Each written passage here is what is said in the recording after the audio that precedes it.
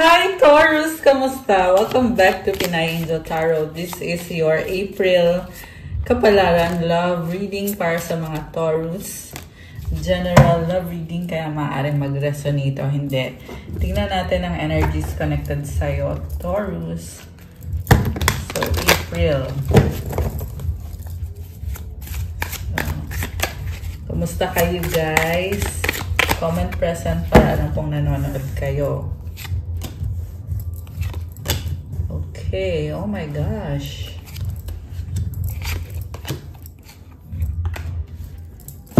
So, unahin natin to, yung oracle messages. We have passion, a magnetic and seductive quality surrounds you at present. Enjoy it.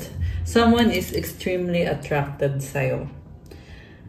At, yeah, I'm hearing actually marami kang tagahanga ngayon, Taurus. Wait, don't rush into it. Allow nature to take its course. Hindi mo minamadali pero there is someone na talagang minamagnet kayo sa isa't isa. And from the tarot, overall energy is, tingnan natin sa bottom of the deck. Queen of Wands, oh my gosh, sobrang lakas ng confidence mo. You are glowing, sobrang attractive ka, at hindi ka naghahabol. You are someone who knows what you want. Kusa na lang pumapasok sa buhay mo yung mga blessings. Pareho yan sa love, sa finances mo, sa career mo. Ang lakas ng confidence mo. Ayan, tingnan mo to, oh. Nag-grow ka. Also, you are someone na kailangan mo ng tulong ng iba kasi ikaw, kumukonek ka rin. May sort of community dito na tinutulungan mo at you feel happy na meron kang natutulungan. And in return, nakakatanggap ka din ng good energy. Okay. So, unang card mo dito, we have the Devil, the Empress, Seven of Swords, Four of Cups, and the Knight of Cups. So, again, this is about passion yung nasasagap kong energy dito. Obsession, passion, and pregnancy. Possible pregnancy. So, kung gusto mo yung pregnancy na yon, oh, 222 angel numbers on the screen. Oh my gosh, napatingin lang ako bigla. So, ayan, merong pwedeng magka-baby kung yan ang gusto nyo. And also, this is the energy of finding someone na physically compatible kayong dalawa. Sexually compatible. And, parang nahanap mo na yung the one para sa'yo. I'm seeing na you are enjoying the kind of relationship that you have. Parang energy of abundance din kasi ito eh. Itong Empress. Energy ni Taurus. Venus energy actually. So you are enjoying the fact na nasa isang connection ka where there is love. Seven of Swords. Okay, hindi perfect ang lahat. Someone is being deceptive. Tingnan mo to, may mga swords dito. Ito yung klase ng tao na pagkaharap mo siya, okay kayo. Pero pag tumalikod ka na, nag-iiba na yung mga desisyon. Kaya nalilito ka. Totoo ba itong mga sinasabi ng taong to? Kasi nakikita mo naman sa kanya, mahal ka niya. Mahal niya isa't isa. Pero bakit parang hindi mo alam kung anong susunod na move niya? Kasi bigla na lang siya nagbabago ng isip. And priority niya is yung sarili niya. Hindi, not to say na hindi ka niya priority or hindi ka niya mahal. Kasi mahal ka niya eh. Yan yung nakakita ko sa reading mo eh. Yung nga lang, may something na hindi kayo nagkakasundo or something na nagka-clash kayo. Kaya umiiwas itong person na to. At it causes you some sort of anxiety. Or nag-aalala ka kung okay pa ba to. May nakita kong umiiyak dito guys, nasi-stress. So, sa totoo lang, yung iba kasi sa inyo, may problem sa the way you communicate with each other. So, nagsistruggle kayo eh. Although sabihin natin, oo, gusto niyo isa't isa, mahal niyo isa't isa, soulmate kayo, yung iba twin flame kayo. Pero may something dito na nagpapastress sa'yo, nagkukos ng stress sa'yo. Pero hindi mo naman mabitawan tong taong to kasi nga mahal mo siya. So, naputol yung video kanina. Pero ito, itutuloy ko niyo guys. Sensya na kayo. And feeling ko ito nga yung nangyari dito sa connection na to eh. Naputol yung ugnayan nyo. Pero, nagkaroon ulit ng reconnection sa inyo ng taong to. So, the next card is Four of Cups.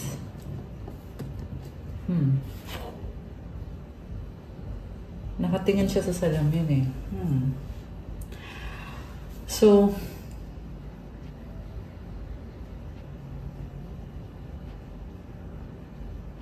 alam mo, nakikita ko dito, may possibility na ikasal kayo, pero ngayon, parang ayaw mo na. Parang nagdududa ka na. Tingnan mo siya, naka-white dress.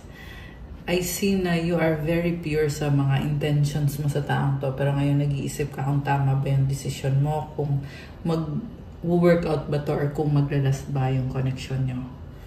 So, sa ngayon may mga pagdududa ka na. And you're also very emotional.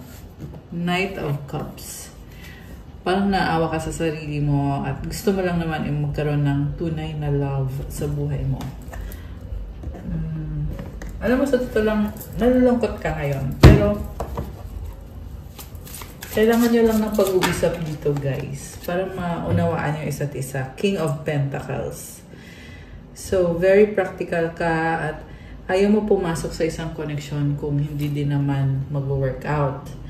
I also see someone na sobrang loyal. Gusto ka niya, nakikita niya yung strength mo. Very supportive, and this is someone with integrity, accountability.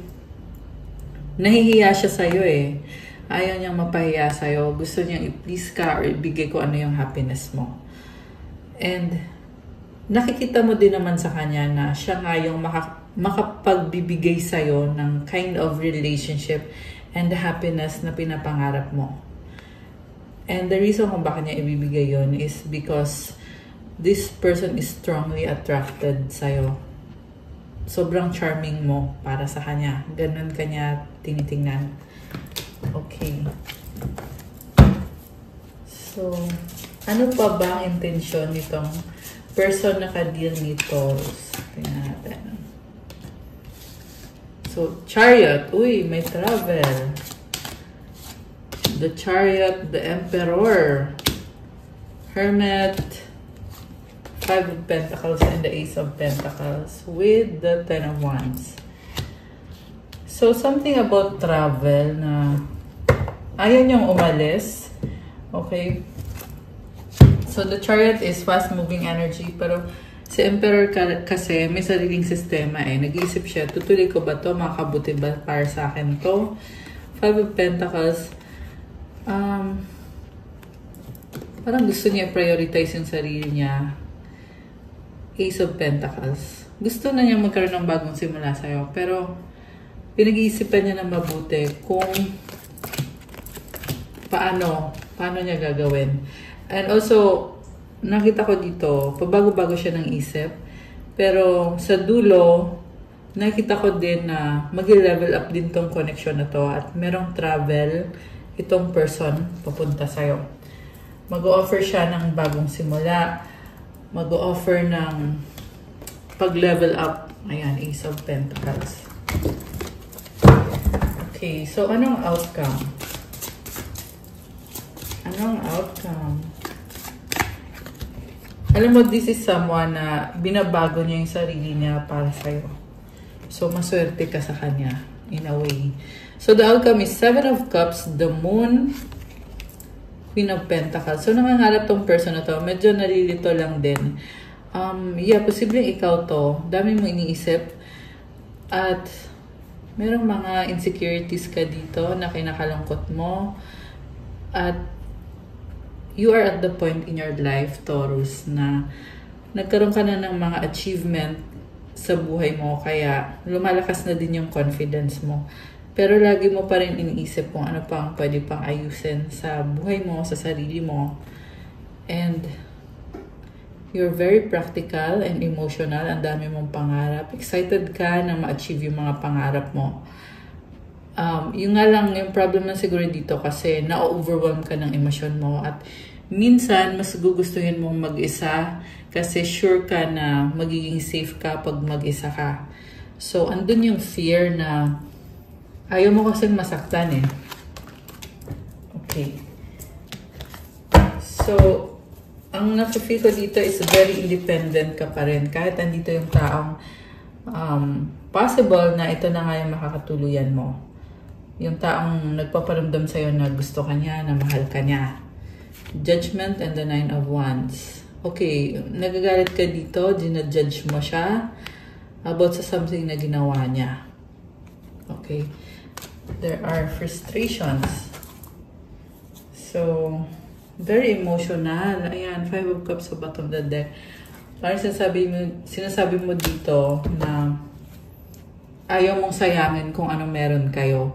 Pero at the same time, ayan, tumalon yung Knight of Wands. At the same time, ayaw mo sayangin kasi bigay todo ka sa love eh. Ganun yung ugali mo with the Knight of Wands. Pero at the same time, natatakot ka. Nakakaloka. So, the Sun is about positivity, Justice card, and the 4 of Pentacles. Alam mo, nakikita ko dito, you are setting boundaries. Kasi sobrang mahal mong sarili mo. Okay, so, parang sinasabi mo dito, sige, patunayan mo kung worth it ba talaga na tanggapin kita sa buhay ko. I feel like you want to be alone. Mas gusto mo yung may freedom ka. Kasi, mas kilala mo yung sarili mo eh. Alam mo kung anong pwede mong ma-achieve sa buhay mo. Okay. Ano pa ba ang mga nangyayari dito? The Bear, the Moon, the Child. So, someone strong. May strong person dito na may mga confusion siya, may mga illusions which is causing this person to doubt. And at the same time, ini-enjoy niya kung anong meron sa connection nyo. At gusto niya talaga, parang perfectionist yung nakikita ko dito. Gusto niya perfect ang lahat sa inyo. Kaya din lumalabas na may mga doubts kasi gusto niya magpa-impress sa'yo. Gusto niya ipakita sa'yo yung pinaka-best niya para makuha niya yung loob mo. Okay. Also, I see someone na physically mas matangkad siya. Malaki yung katawan, matangkad, ganon. Okay. So, anong outcome? We have the Fish and the Gentleman. Okay naman pala eh. So, there is a lot of opportunities sa inyo, a lot of possibilities. And Gentleman is someone feeling romantic towards you. We have young... parang saya-saya lang niya with you. Young male. Okay, money. Okay, that's good. Maraming pera. Okay, someone na very successful. So, ano pa? Anong aasahan ni Taurus? Let go, make room for the new beginning on its way to you now. Let go na daw kung ano yung mga naging problem nyo nitong mga nakaraan kasi may bagong simulang paparating sa connection na to. Butterfly is about transformation. Okay? And remember na may new moon po tayo ngayon. So, new moon is a time of releasing. I feel like sinasabi sa'yo ng angels mo na release mo na kung ano yung mga hindi magandang nangyari. And make room para sa mga bagong possibilities na pwedeng mangyari. Mercury retrograde. Ayan, Mercury retrograde tayo ngayon. So, possible na may mga misunderstanding kayo, may delay sa communication or sa travel, or mga electronic devices, may mga issue. Okay. Intimacy, sexual chemistry, reminiscing. So, mukhang LDR kayo kasi nakita ko dito parang you want to spend time together with this person, alone time to share your intimacy with this person. Okay, siya at ikaw, namimiss niya isa't isa. pregnancy. Oh my gosh, guys! So, ito na nga sa simula pa lang ng reading.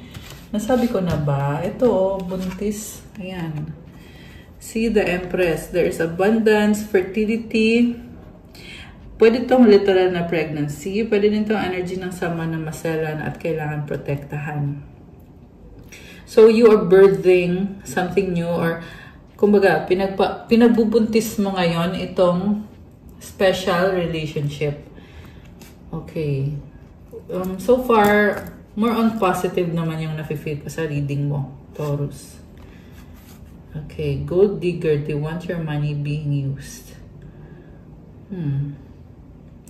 Meron someone around you na naiinggit kung anong meron ka. So, yeah, kailangan mo ding ingatan kung anong meron ka. Lalo na at yung iba sa inyo ay literal na buntis kaya maselan, di ba? Honeymoon phase, attending someone's wedding. Okay, ayan may airplane, no? So, may travel ulit. Okay. Anything else na paparating for Taurus? Okay, dalawang card. Challenges, make a decision, work on inner healing. Water sign, Cancer, Scorpio, Pisces. Oh, okay. Meditation. Kailangan mo ng meditation kasi may mga problem ka din na pinagdadaanan. Ayan. So, merong someone around you na tumutulong sa'yo. Water sign, Cancer, Scorpio, or Pisces. So, kuha tayo ng mga energies connected sa inyo ng person mo. Ay, may nalaglag. Police. Ay, sorry. So, ito yung nalaglag. Ano meron? Bakit parang urgent? Kasi nalaglag yung card eh. So, parang intense. Check yourself. Okay. Doing drugs. Okay. Someone has addictions. Copycat. Oh my gosh. So, alam mo nakita ko dito, someone is trying to sabotage you in their fields. Sex shop. Falling apart. So, mag-ingat kayo guys. May mga hindi magandang energy sa paligid nyo, Taurus, na nag-cause ng mga problems sa'yo to. Okay. Nag-cause ng mga addictions. So, tingnan natin na, kasi feeling ko sa past yan eh. Ano ba yung nasa current? Kung okay na ba to or nasa energy mo pa ba to? Finish bath. Okay, so yeah, I'm hearing na okay na to kasi finish. Mukhang na-cleanse mo na yung sarili mo or kini-cleanse mo na yung sarili mo. Pero lumabas pa rin kasi sa reading, so ibig sabihin andyan pa rin. Pero mukhang tapos na tong cycle na to ng buhay mo. Free camping. Mukhang nasa point ka na ngayon na nilalat go mo na yung mga hindi magandang nangyari. Oh, heal! Help those in distress. You are healing now. And sa bottom of the deck, clear light a candle. Okay, very good news.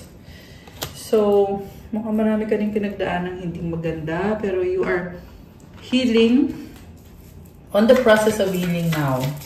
Ano mga angel numbers para sa'yo? 143, preparation. Life is filled with phases. The whisper is telling you to prepare for the unexpected and allow change to pass through with a sense of peace. Financial and creative changes are upon you. Affirmation, my dreams and desires are coming to fruition, bringing change that I welcome with an open heart and open mind. Ayan, ang ganda. So, maraming pagbabago na palaging nangyayari sa buhay mo, Taurus. Ihanda mo din yung sarili mo kasi nangyayari na or nagkakatotoo na yung mga pinapangarap mo. At i-comment mo dyan, i-claim mo, my dreams and desires are coming to fruition, bringing change that I'll welcome with an open heart and open mind. Ayan. So, hayaan mo doon na mangyari yung mga pagbabago kasi habang nangyayari yung pagbabago, nagkakaroon ka ng sense of peace, tsaka pagbabago sa finances mo and sa mga kasi creative changes eh. So, ibig sabihin sa mga ginagawa mo, sa mga routine mo, meron ka mga ginagawang pagbabago. Okay, last one.